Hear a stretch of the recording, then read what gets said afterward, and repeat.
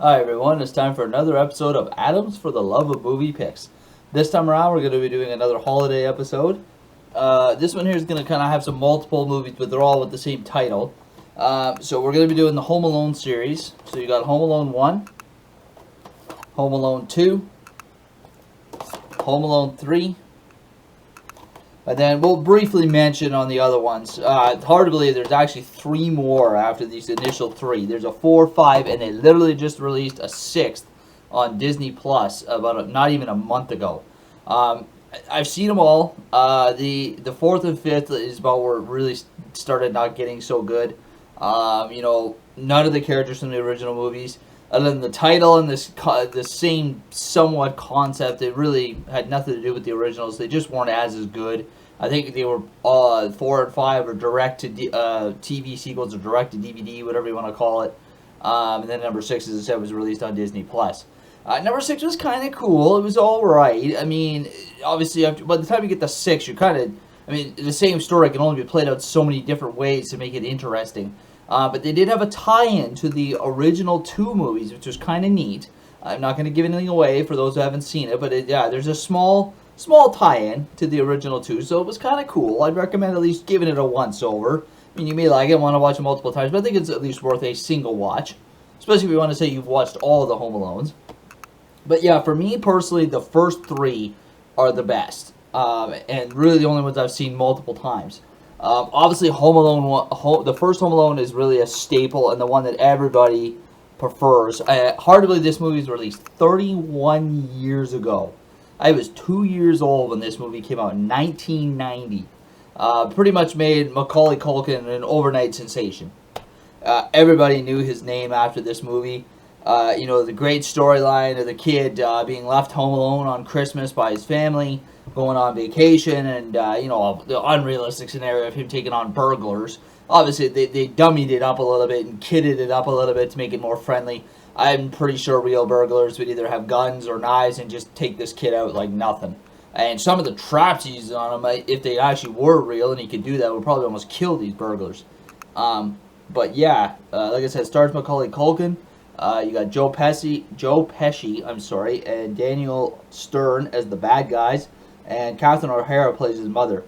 And you got music by John Williams. Just a great movie. Some people like watching it around. Personally, I just like watching this movie around Christmas. Home Alone 2 is the only one of all the sequels that is actually directly related to any sequel. It's got the same kid, same actor as playing the same kid, Macaulay Culkin, playing Kevin McAllister. This one's lost in New York. Dealing with the same 2 bad guys. I mean, as impossible as it might seem, it's not totally unrealistic that, he ends up in a city at the same place that these guys that he's dealt with end up, and they end up running into each other. Still a really great storyline. And it's just as entertaining as number 1. It's amazing. Most sequels sometimes fall flat on their face. They're not even anywhere close to the original. This one pretty much holds its own. The kid ends up, he gets with his family to the airport, but he ends up on the wrong airplane, ends up in New York while they're in Miami. And some great actors in this. You got Tim Curry doing a role in this, pretty funny. You got, what's his name? Man, this is going to bug me. Rob Schneider. I'm sorry, I wanted to say John Schneider. Rob Schneider is in this. Plays a role in this. And, of course, Macaulay Culkin, Joe Pesci, Daniel Stern, Catherine O'Hara. One of the cool things for me, this is just me personally, I'm a little nostalgic and, I like historical things. There's very few movies, obviously made before 2001, that show images, especially close-up images, of the Twin Towers, the World Trade Centers in New York. This is probably one that, with the exception of the documentary The Walk and the movie, I'm trying to remember what the name of it is, but there's a documentary and a movie about the same thing, about the guy that walked the tightrope wire between the 2 Twin Towers. Other than that, this is probably the single most greatest close-up in a movie of the Twin Towers that I've ever seen. It shows him down at plaza level looking up at the Twin Towers, and it actually shows him on the observation deck of the South Tower, which is pretty incredible. It's just, it's kind of awe-inspiring. I mean, because these movies were made before then, and they've already been edited, and everybody's seen them with it, it'd just be weird, I guess, to take them out. And the same token, it's kind of honoring these buildings that no longer exist. It's just kind of neat to see that kind of a close-up of these buildings that no longer exist. For me personally, I don't know if anybody else shares that sentiment. Um, Now, number three is a questionable one. Now, a lot of people are only hooked on the first two. They only like the first two with Macaulay Culkin, and they don't give a rat's ass about the rest of them. Me personally, I actually really like number three. Obviously, it's just hard to beat the first two with Macaulay Culkin as Kevin McAllister, but this kid, Alex D. Linz, he basically does a pretty good role in his own. Yeah, like I said, he does a pretty good job in his own right doing this character. You know, especially it's a pretty tall order to live up to Macaulay Culkin's performance as Kevin McAllister. But I think that he does a pretty darn good job. These three movies. So like I said, the first one was 1990. The second one, if memory serves right, was 1992, and this one was 1997. The first three were done in the 90s, and the rest were like there was a pretty big gap between number three and number four. Like I'm thinking it was like late mid 2000s, something like that. But there's a reason for that. The first three done in the 90s were just perfect, compared to the other ones.